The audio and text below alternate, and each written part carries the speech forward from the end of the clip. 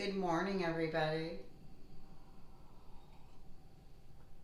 I told you that when the sauerkraut was done, I would come back and we'll taste it and I'll show it to you. So today is the fourth day that the sauerkraut has been fermenting. So I'm going to show you what it looks like. I had added water to it a few days after I started it. And there are many different ways to make sauerkraut. If you go online, you can see there's just so many ways. So I started making this with no water. I just pounded it, which you're supposed to do anyway. And I just kind of let it kind of ferment on its own. And then after a few days, I added water and covered up the kraut with water. And it already had the needed salt, which is a tablespoon per quart, but 2 tablespoons if you're not using whey.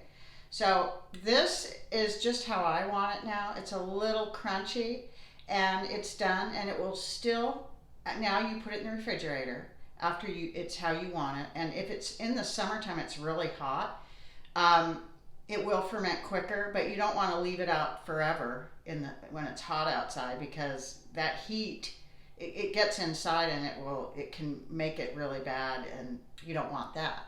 So after it's how you want it to be, then you're gonna, put it in the refrigerator and just take some as you want. And so this is really good as like a hot dog relish or a little side with dinner, or just a few tablespoons. So this is kind of what it's like right now, and it's crunchy. And I just ordered what you call a kraut pounder online, so I should be getting that today sometime. And I will come back on and show it to you, but I just kind of wanted to get this refrigerated and show you. So we're going to give it a little taste. And if you like sauerkraut, this is the best way to have it homemade, because it really is good. So let's give it a little try. It's crunchy, very flavorful. And super healthy. So if you want it a little less crunchy, just leave it out for a day or two more and check it. You can take it and stir it around and check it every day. So I'm going to show you a few little clips of me checking on it, and then I'm going to post a few photos that I found of 9 years ago in May of 2014, when my sister and I made sauerkraut. And we also made watermelon radishes, and we made beet kvass, which is going to be another tutorial I'll show you later. But what we did is we took our jar and filled it with different things. And actually you could put other vegetables in this too. You could put carrots or onions. We put onions. So I am going to show you a few photos that I have of when we made those, and I hope you give this a try. If you like sauerkraut, it is really amazing to make it from scratch. So I hope you enjoy this. This is day 3 of the fermentation process of my sauerkraut. You can see there's a little bit of water there. I added water. There's many procedures and techniques, and if you add a little water, it gives you more of a brine. And you only want to use spring water. You don't want any water from your tap that has chlorine in it, because it will stunt the process of fermentation.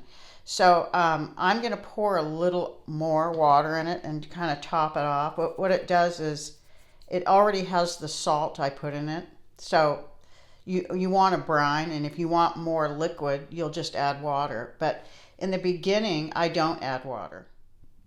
If you look closely, you could see a little bit of fizziness, but this is a larger jar, and if you used a quart jar instead, it would be kind of bubbling a little at the top. But this jar has so much room because I used a larger jar. But normally, if you use a quart and you use the same amount I did, you'll have a little fizzing at the top, which is part of the fermenting process.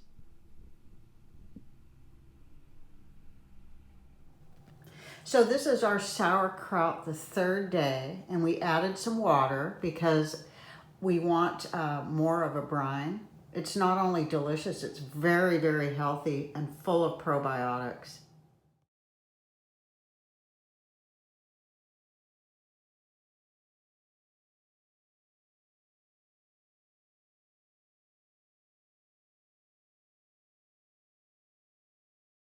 Okay, everyone, I wanted to wrap this up, and before, I just wanted to show you, I just got my sauerkraut pounder just now in the mail, so I wanted to show it to you. It's by Solit, Soligt, and it's really going to be nicer to make sauerkraut with this because it's like a pounder. You can use a mallet, you can use anything. And I did improvise with my wooden spoon, which is good, but this is better. So I did want to show you this before I wrap this up. And also, I did want to explain to you that this book that my sister gave me, Nourishing Traditions, it goes through all the fermenting processes. It explains everything.